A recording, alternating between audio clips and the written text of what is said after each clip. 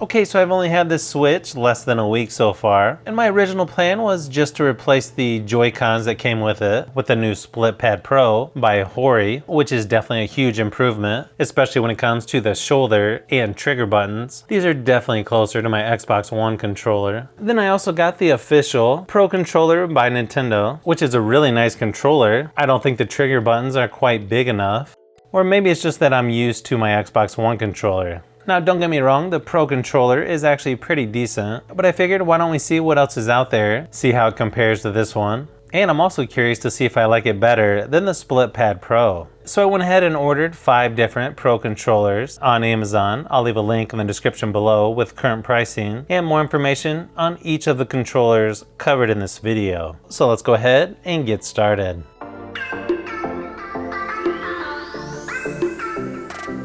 First controller up is by Raffi. This one actually has over 2,500 reviews. And it's only 31 bucks on Amazon. And they're advertising this one supports gyro, axis, turbo, and dual vibration.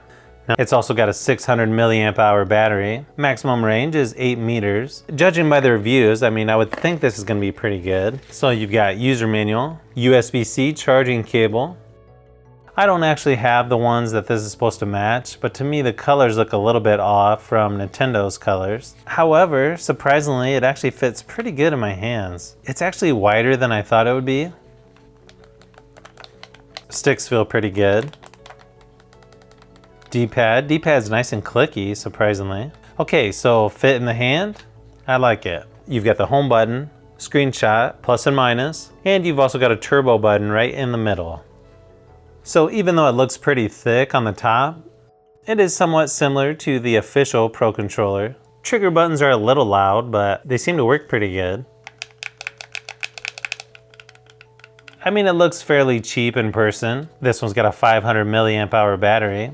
Overall, it doesn't look too bad. As far as the looks go, this isn't my favorite, but as far as how it feels in the hand, it feels a little on the large side, but I like it. Connecting to the Switch worked pretty good with this controller. The turning radius in Rocket League is pretty bad with this one though, but works good with some other games that I tested, like on Paladins. This controller has the most reviews on Amazon and is 4.5 stars, but I don't like the X and Y and A and B buttons. They feel a little too shallow. The controller is comfortable to play with, but if it was me, I'd probably look at some of the others on this list.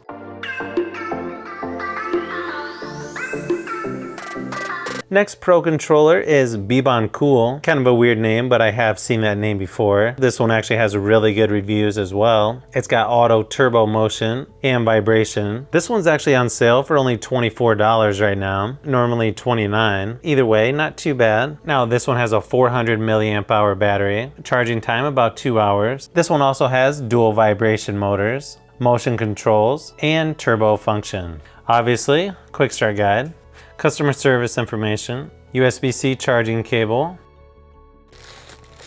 Okay, so this one definitely feels a little bit smaller. It seems a lot lighter than the official Pro Controller, but you can see it's also thinner. I'm not sure why, but the sticks feel a little bit sticky.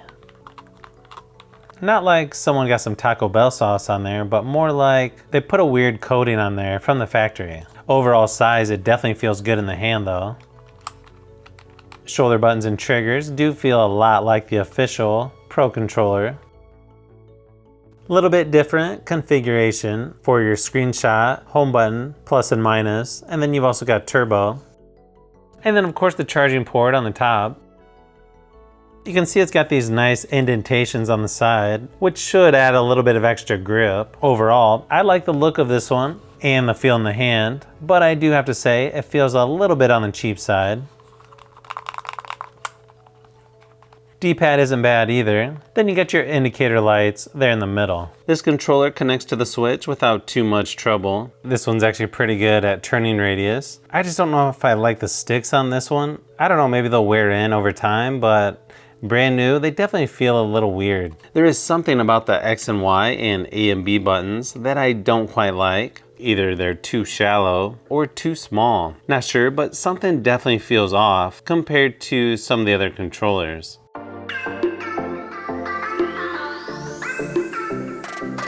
So the next controller up is an Xbox 360 controller, or at least it looks like one. Is what I meant to say is the next one up is by Tunsil. This one also supports gyro axis, turbo, and dual vibration. Apparently you could get this one in different colors, but I only saw the blue one. And it's currently 23 bucks on Amazon. This one also has a 400 milliamp hour battery and takes about 2 hours to charge. Definitely feels pretty light, just like the previous one. This one comes with some silicone covers for the sticks, which sometimes I actually like to use those. USB-C charging cable. This one, I already see some imperfections on it. Now this one actually feels like an Xbox controller, which is definitely a plus. I like that it has a little bit bigger trigger buttons. Not quite sure about the color though. This is supposed to be blue and it kind of looks purple. On this one, they put the plus and minus, turbo, and screenshot, and then you have a real big home button right in the center. This one definitely looks a little bit more rough than the other ones. I don't know if this was returned or what. The D-pad definitely feels a little bit more spongy. It's indicator lights right in the center. Let's try one of the covers on this.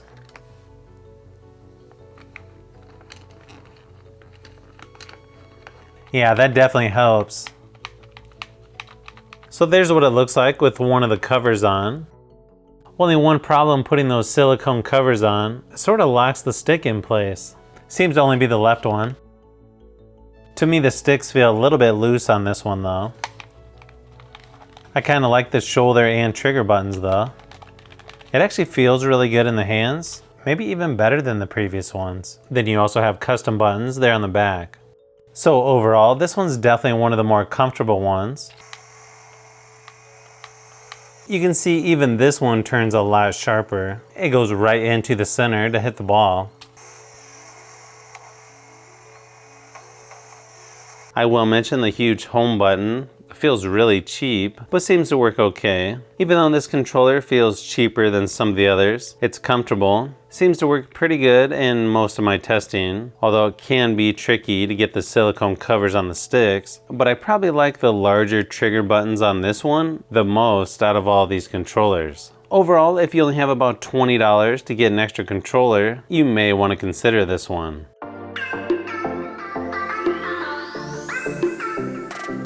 So if you're like me and you think the Joy-Cons are a little too small, then you may just be interested in this new Split Pad Pro by Horry. And this is officially licensed by Nintendo. It's got full-size shoulder buttons, a precision D-pad, programmable rear triggers. This is currently just under 50 bucks on Amazon, not to mention full-size sticks.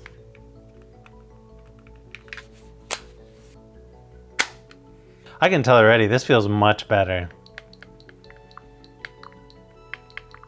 You can see there are a few extra buttons there at the bottom. Another great thing about this, since it's a little bit larger, you get full-size shoulder and trigger buttons.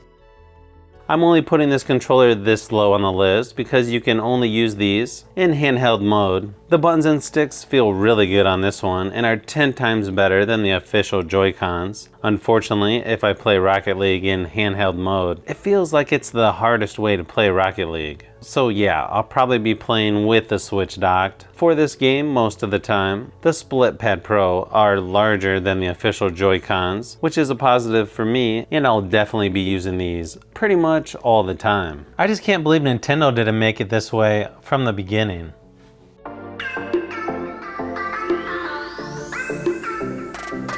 Next Pro controller is by ByHighM. This one supports gyro axis, turbo, and dual vibration. It's currently 37 bucks on Amazon, so it's a little bit more expensive. Okay, now this one's definitely stepping it up in the battery department. It says it's got a 1300 milliamp hour battery. USB-C charging cable. User manual. Okay, so this one feels... Hold on. Okay, this thing is like identical to the official Pro controller. This thing looks like it came out of the same factory. Same thickness, same design, same location. Might even be the same sticks. Even the back is transparent like the official one. Same texture on the hand grips.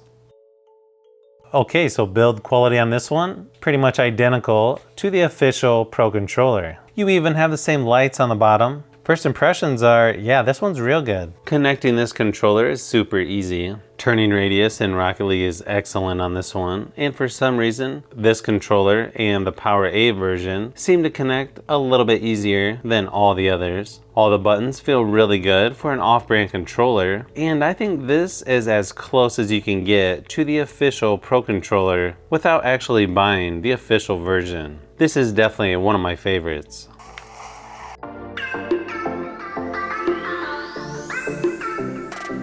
This one is obviously one of the best, and maybe the best for some people. My only complaint is the trigger buttons could be slightly larger, and if you're used to playing on an Xbox One S, like I am, you may miss that larger Xbox controller that feels just right in the hands. Turning radius on this one is basically the same as the knockoff clone version, but the other buttons feel just a tad bit better, in my opinion. That makes this one slightly better. Overall, I say if you have the money, go for the official version.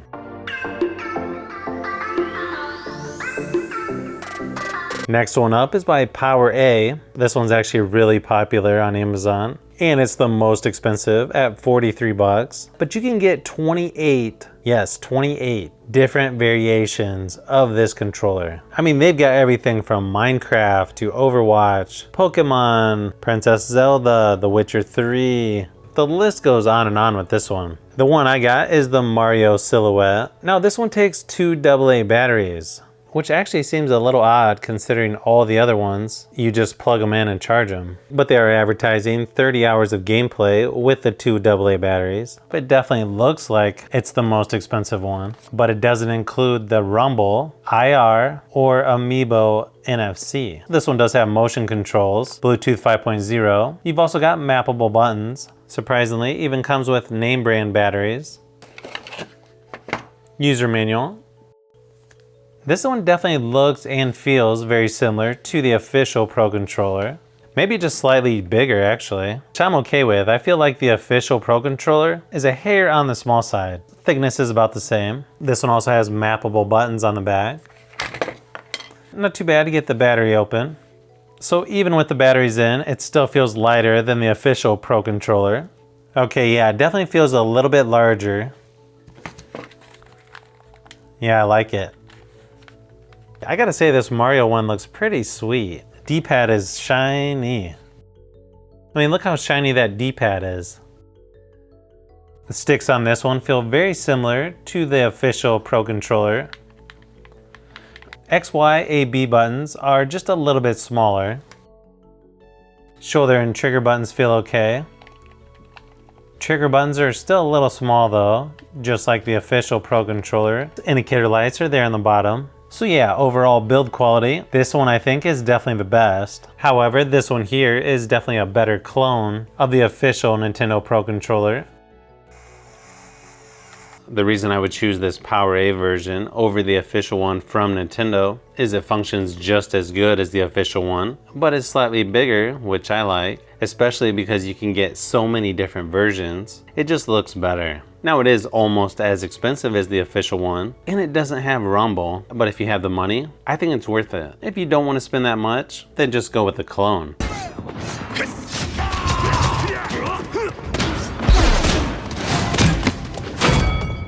So if you've made it this far into the video, you may want to say thanks by subscribing, and don't forget to give a thumbs up if this video was helpful. This is Brian from Fishbee Productions. Thanks for watching, and I'll see you on the next one.